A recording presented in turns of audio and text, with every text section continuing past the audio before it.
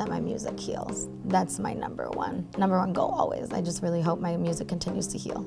Hey, I'm Ava Max, and you're watching Billboard News.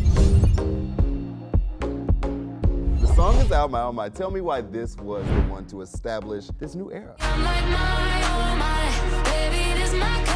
I wanted to start this era with no heartbreak attached and no man attached to it, because this is the beginning, I feel like, of me. It almost feels like my first album coming out. That is a heavy statement, and what do you feel like this era or this new form of music is gonna say about the new you? I mean, for the first time, I'm really finding myself honing in on like healing. I mean, it's funny, we see like healing era all over like TikTok and Instagram. I really feel like this is everyone's healing era.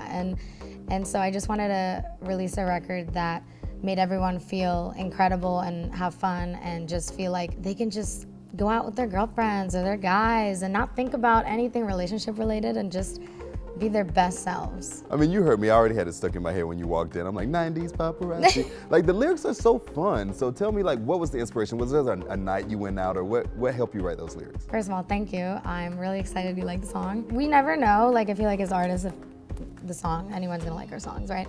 So when I put it out, I just really just let it out and just let it do its thing. And the response has been so beautiful. And I don't know, like, I'm just freaking out that people are loving it. That's all I can ask for. And then now that you know you're having fun with this era, tell me about filming the music video, because that was a good time as well. That was fun. So I wanted something like 90s, early 2000s grunge dance, like no storyline, just a fun club vibe. And so we found this like warehouse. I just wanted it to be just about the dance. I wanted people to feel the energy, the whole video to be dance. You know, growing up, I watched a lot of Britney Spears music videos, as we all did. Yes. After finishing the song, I wanted it to just be about the energy and the dance and nothing else. And I think when I finished the music video and I watched it back, as I was doing it, I was a little concerned because it didn't have a storyline. I really enjoyed it. Oh, we're definitely going to talk a little bit more about dancing and all of that. But I want to ask you too about your style, because you're always killing it. Do you feel like the kind of 90s vibe is also inspiring where you're going fashion-wise? I feel like it depends on my mood when I wake up. I could be in all pink one morning or in all black. It depends on how I feel, but I am more of like a comfort first girl. So let's talk about more music that you've been putting out. Whatever got over 115 million streams.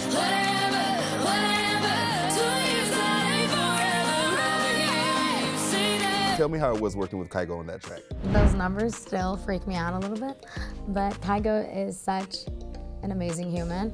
I've been wanting to work with Kygo for a few years now, so when he sent over the record, I freaked out. I was like, okay, you know what? I'm gonna try this out in the studio, and it worked out, and he's been amazing to work with. You're talking about Kygo, but you also work with David Guetta as well. So like, how is it to kind of like work with these massive dance artists, and is that where you kind of see your music going? I mean, I live moment to moment. I try not to overthink things, so when the opportunity presented itself, of course I jumped to it. And especially like the past two, when I worked with Tiesto and David Guetta, it just felt right in the moment. I visualize a lot of things, but I'm not like going to force anything. Even when I'm making a song, I'm not going to be like, okay, it doesn't feel right now, but it might feel right tomorrow. No, if it doesn't feel right in the moment for me, I'm not gonna work on it, because I live on like, you know, that feeling, that first gut instinct. And I mean, that's so cool to me. You say it so casually, like when I work with Tiesto, you know, Tiesto, David Guetta, Kygo, these are massive dance artists. So when you've been able to have that in your career so far, is there a dance artist that you haven't worked with yet that might be on your list? Ooh, I haven't really thought about that. I mean, I love Bad Bunny and J Balvin. Maybe go into a little bit of a Spanish genre more. I mean, I did do something with Pablo Alborán a few years back, and that was incredible, going to Spain and shooting that music video with him, and I just love the culture so much. So maybe I would love, a Spanish feature, to be honest. Spanish, Ava Max track. We're waiting on it. And then, so is dance, do you feel like your favorite genre? Is that the one that's always inspired you the most? Yes, for sure, because I love to dance. So I've danced since I was probably 7 or 8 years old. So if I can't dance to something, it's a little harder for me to put it out, because I want to enjoy it as well, you know? But obviously we have the emotional records, but I also make them dance. So I need to figure out now, like, all right, let's get a little vulnerable and maybe just sit on this, just sit with this one. Maybe later in the year I'll release something slower, maybe. But no, I mean, we love to see you dancing. Is that something that you think about when you're recording? Like, do you think about the stage, the choreography, and kind of like where you want to go with that? Always, every song I make, I visualize it first, and I'm like instantly seeing it or not. With My Oh My, I actually saw some of the dance in my head. I choreographed it with a choreographer friend that I worked on it with, but I choreographed a lot of that myself. I mean, I love to choreograph a lot of my moves. That is awesome. I don't think I knew that. So were you in dance like your whole life? Like, did you take dance as a kid? Yeah, I'm a little bit of a perfectionist though. Like I dabble in editing in my music videos. I really have my hands on everything, or else I don't feel like it feels like me, and also my vision doesn't come across. So I kind of take the extra time on everything, which is a little exhausting for me, but in the end is so worth it, and I love it. So what will you feel like in your career is the part you are most excited to do? Is it the recording, the dancing, the performing? Like, which one gives you the most excitement? Performing, but making a record, of course. But if I had to put it in order, there's nothing like being in front of a crowd and hearing them scream the lyrics and dancing to your music and feeling that energy back, that exchange of energy is just so exhilarating and incredible that I can't even express the feeling properly, because it's just so, it gives me life when I'm on stage. I feel like I'm gaining years to my life, which sounds crazy, but I feel like I'm also doing the same back, so it's like, beautiful experience. Oh, that is beautiful. And then of course with pop stars like yourself, I feel like a lot of times they're compared to other people. Like you have Tate McRae going through the Britney Spears comparisons right now. Yeah. But I feel like in some ways, I feel like you kind of escaped that. Do you feel like you've been compared to a lot of people, or are you in your own lane? I think none of us escape that, you know, as artists. I've been compared to a lot of people in the beginning, but I think it always falls off, you know, the consistency is everything. So if you stay consistent as an artist, like, honestly, if anyone's watching this and they're a new artist, just know that like that will fall off. You just have to keep going, and like the hardest thing to do, I think, is be consistent and keep going, but that's the most crucial thing.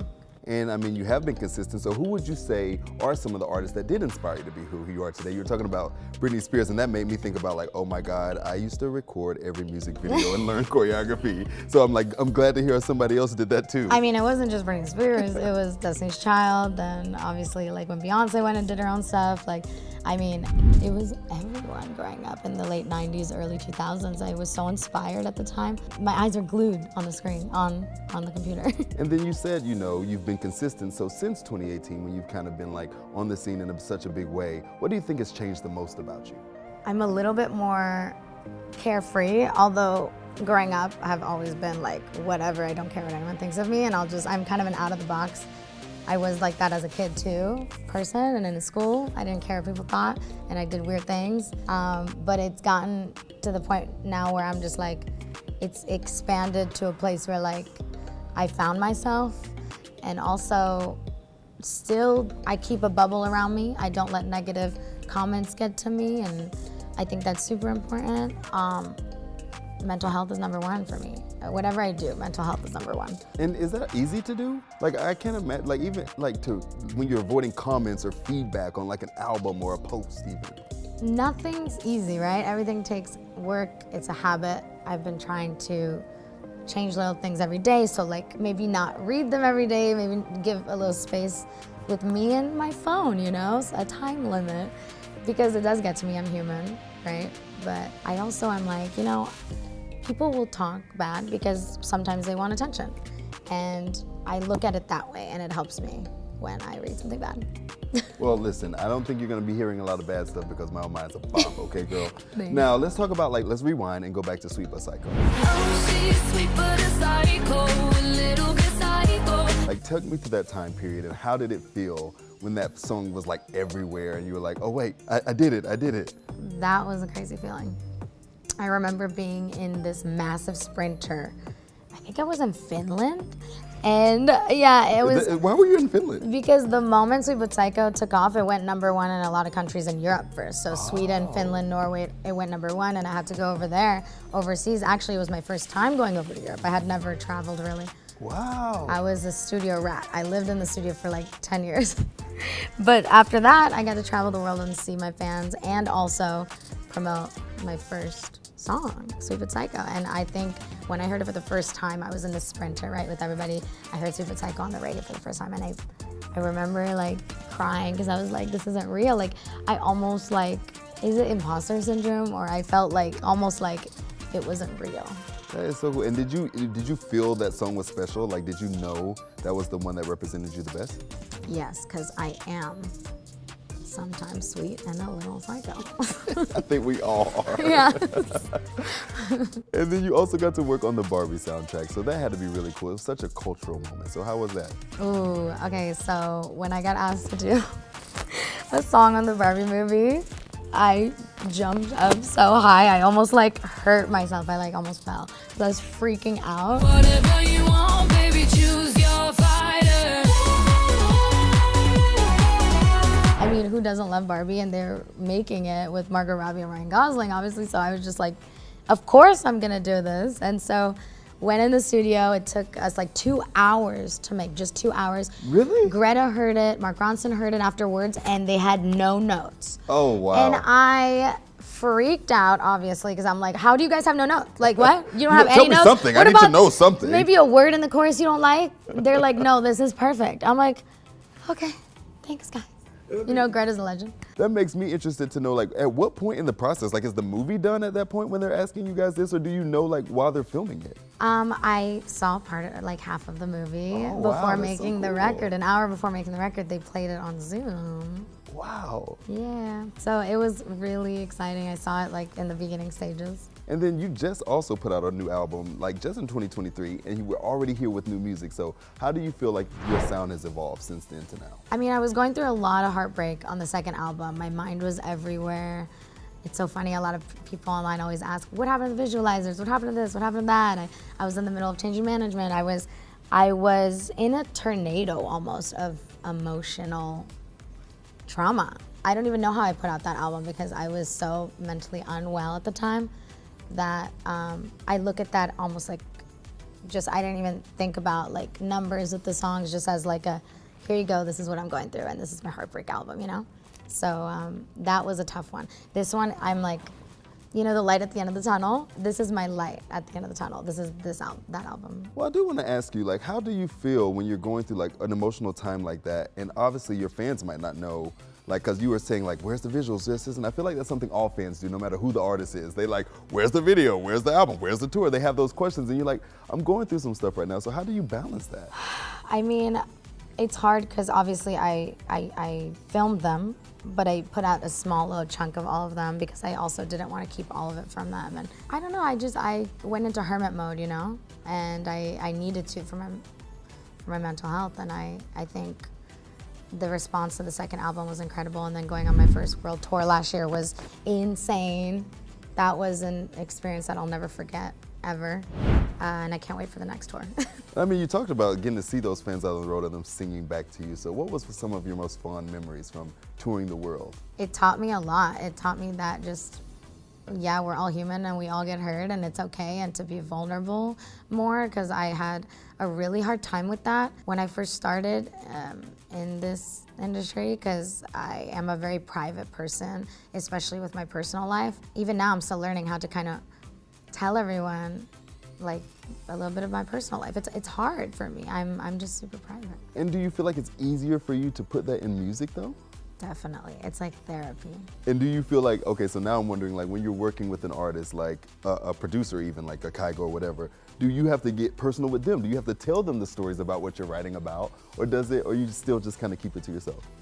Yeah, I mean, we definitely, we talk. We sit there and talk about our lives a little bit, but I guess it's easier for me to get open with like close friends and family, but when you have to tell the whole world and be vulnerable, that's a different beast, you know? And I'm now just learning, hey, you know what? It's okay to open up a little, because everyone's going through stuff. Everyone goes through heartbreak, and it's okay.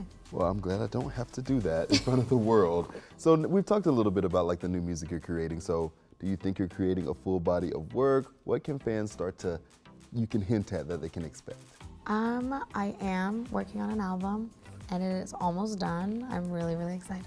But I can't say much more than that. Well, you were hinting at it on Instagram already a little bit. Yes, what did I don't remember what I said, AM3 or something like that? Yeah. Or the fans said that. I'm excited. There's so much more. This is just the beginning, so. And how do you want to evolve yourself in your sound when you think about creating it? This album definitely has a couple records that I've style and lyric-wise and melody-wise that I've never touched on. So it's a little different, yeah. And I mean, you said earlier that you kind of went through this dark period, or in that you feel like you've arrived at yourself, if you will. So if you had to explain yourself to somebody that doesn't know you as your new self now, who would you say is Ava Max? That's a good question. Ava is learning every day, and she loves to, you know, I hope that my music heals. That's my number one goal always. I just really hope my music continues to heal.